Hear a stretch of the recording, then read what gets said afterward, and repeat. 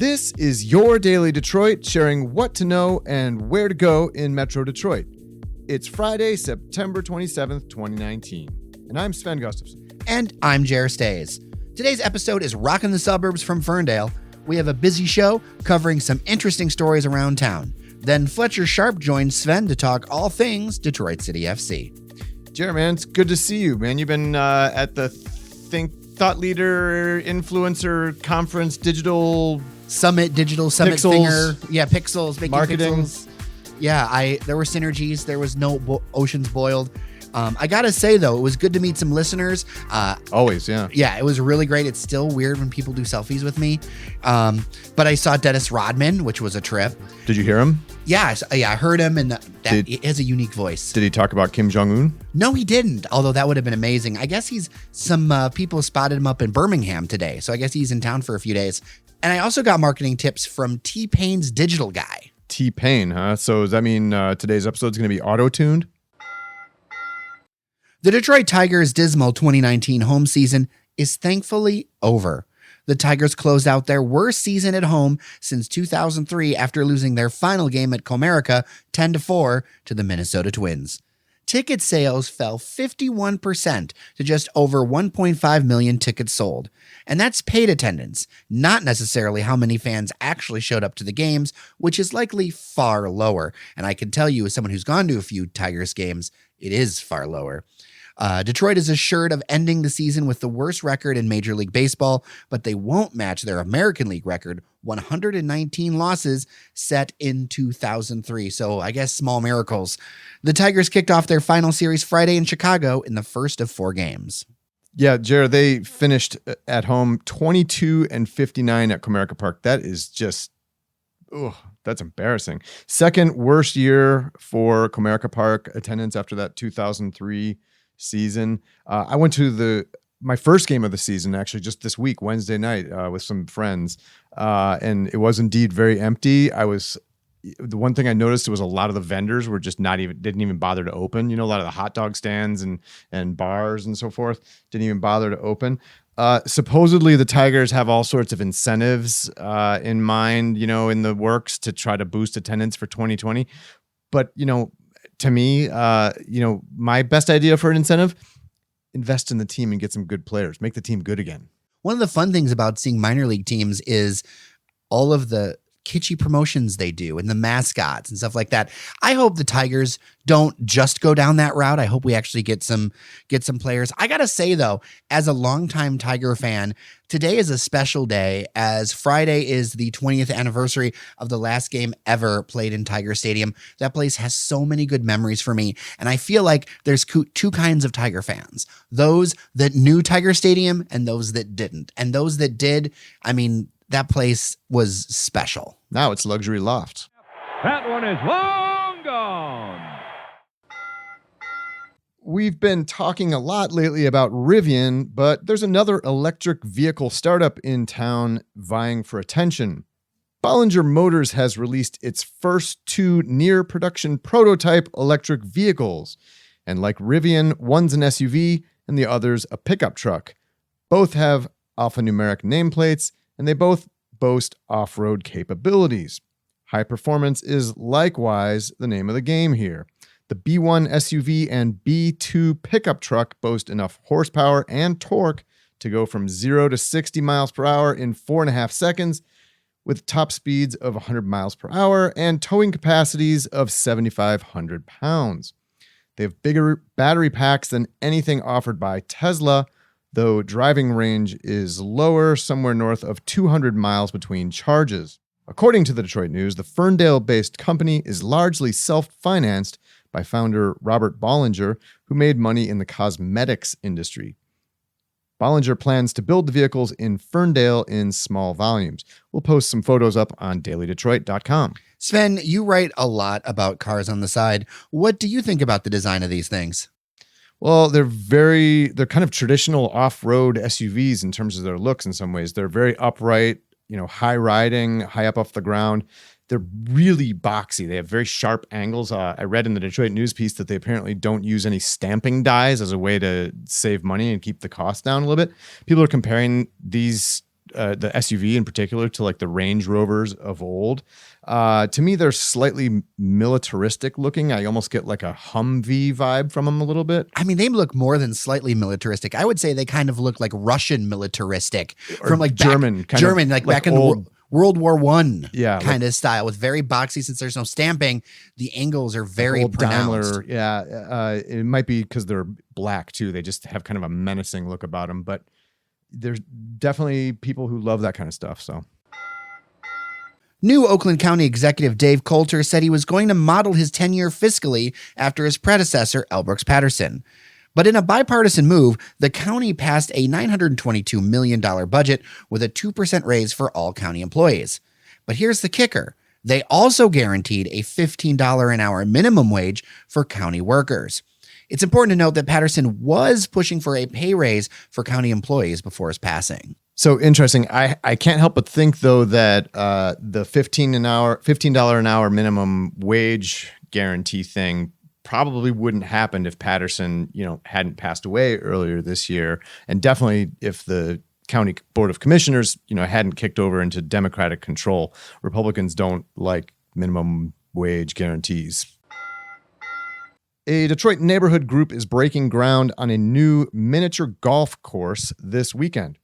The Forward Phoenix Putt-Putt will be built in Detroit's North End at 7832 Oakland Boulevard in the city.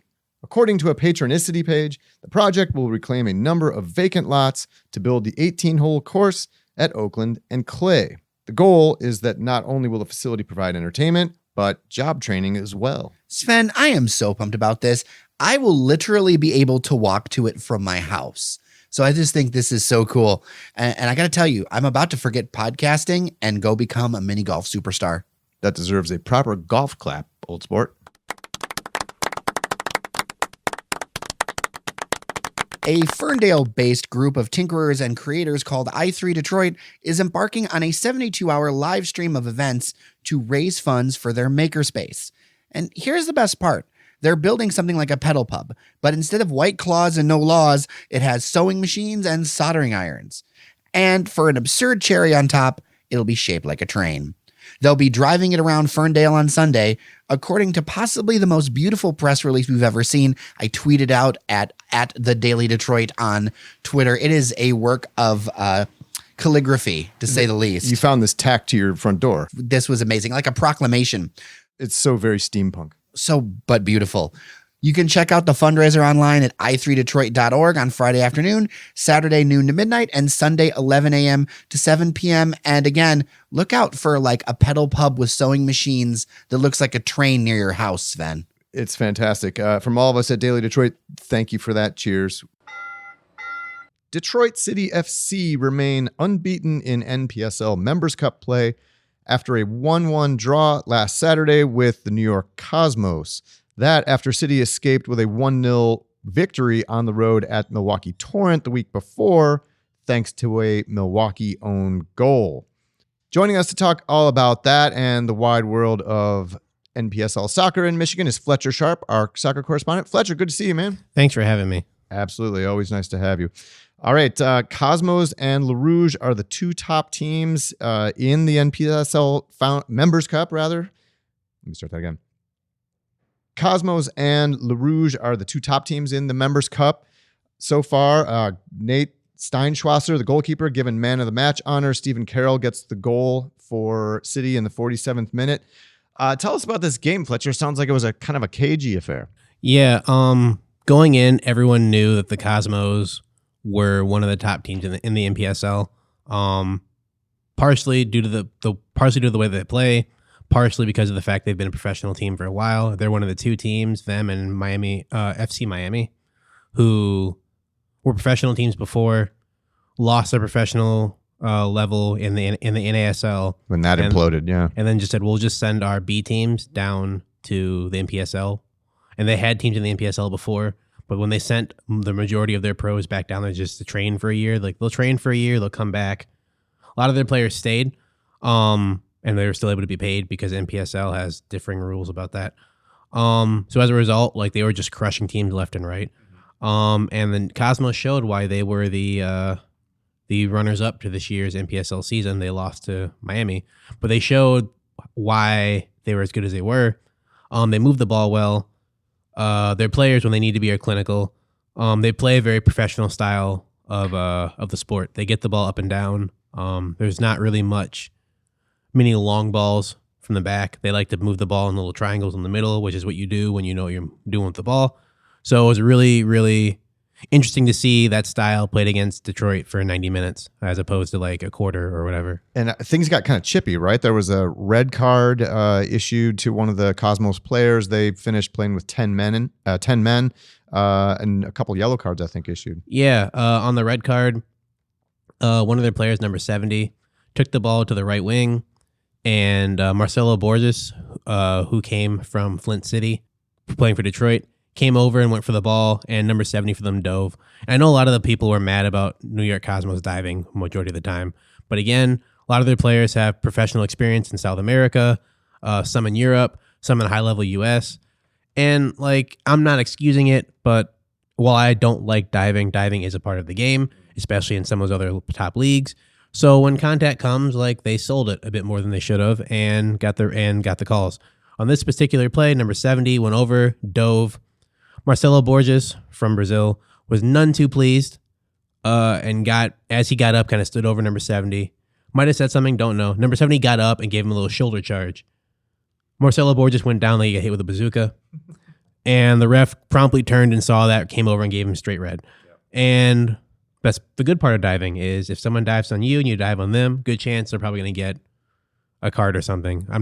If there are any children listening, I'm not saying to dive. Diving's bad. Don't do it.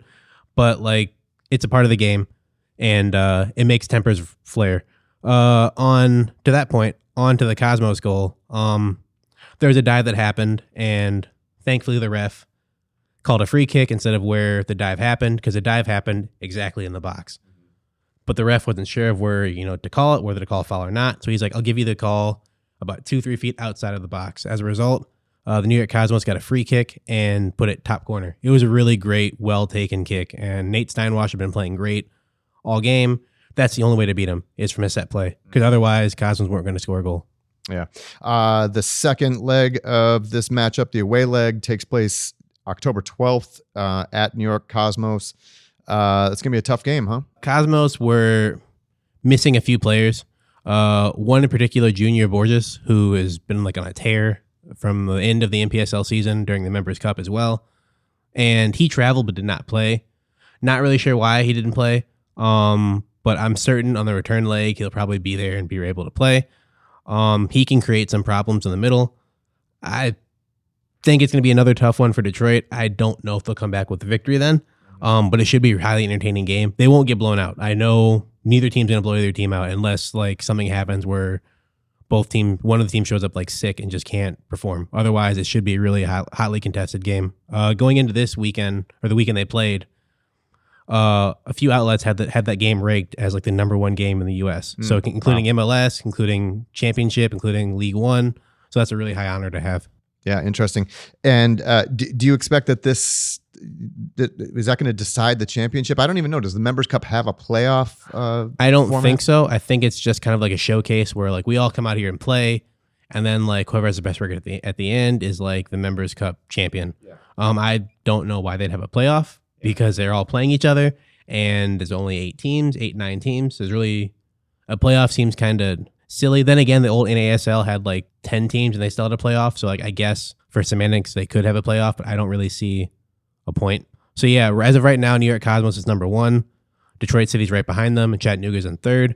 Cosmos has played, I think, 2 more games than Detroit. So if Detroit can somehow scrape out a few more wins and the Cosmos draw, they could reverse their fortune in the standings. Yeah, well, City will get their next shot at recording a win and 3 points on Saturday when they host Napa Valley at Keyworth. City beat Napa Valley 4-0 earlier this season on the road. Well, that's Fletcher Sharpe. He's our soccer correspondent. He's also the co-host of the Outer Drive podcast. Fletcher, thanks again as always. Thanks for having me.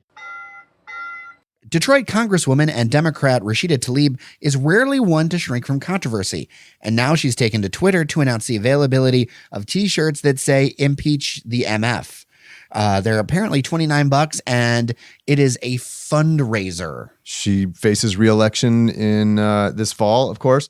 The impeach the MF, I will leave it to listeners to decipher that for themselves. But as a hint, one of her early quotable bits shortly after she was elected to Congress was, we're going to impeach the... Well, and it's also a word that Samuel L. Jackson uses quite often. Indeed. People are going to be pretty divided about this. We've already been tagged on Twitter a few times. Yeah. What did they say? What did people say about that? One of the tweets that I thought was interesting to pull out was that they expected this trash from Detroit. And I'm kind of like, if you think the things that Detroit does are trash, I'm not sure why you follow us. I mean, we're Daily Detroit. We love the city and the region. And I mean, I'm not one to label large groups trash. Yeah, this is definitely very triggering. It's kind of funny because this is also, she's almost kind of borrowing a long-running phrase from Dan Savage. Oh, really? The sex columnist. Yeah. I didn't know that. Impeach the MF already, basically. ITMFA. Also, we're heading into the weekend. The state's new fiscal year starts on Tuesday, and there's no word on whether we have an approved budget up in Lansing. Governor Gretchen Whitmer's last tweet on Thursday offers a few details. She wrote, "We have less than a week until the end of the fiscal year, and I only have 5 out of the 16 budgets due on my desk. Just 2 yesterday and 3 today. This is downright irresponsible. Michiganders deserve better than this." So, Jared, Monday, I'm guessing, is going to be a busy day for the governor. May well be working through the weekend. She'll have to sit down and sign everything by midnight, or the state government will shut down. Of course, she could also do line item vetoes, which would be a lot less drastic. We'll put a link in the show notes on dailydetroit.com to an interesting piece that I found on Bridge Magazine that talks about 7 big surprises in the GOP passed budget that the governor is going to have to decide what to do with. I just wish that on more issues, people would figure out a way to come together and actually figure it out. There was an optimistic tone a little bit from our guest earlier in the week about putting together a budget for Michigan. And when I heard that, I was like, I'm not so sure. And now, unfortunately, it seems like we're going down that path of... Well, this also came about after, negotiations between the governor and Republicans broke down. I don't know who to ascribe blame to there necessarily, but, Republicans also, who controlled both the House and the Senate, called a 2-month recess over the summer without a budget deal in place. I mean, I don't know that that's a really sound lawmaking right there. I mean, they are literally coming down to the wire here, whatever you think of the budget priorities themselves.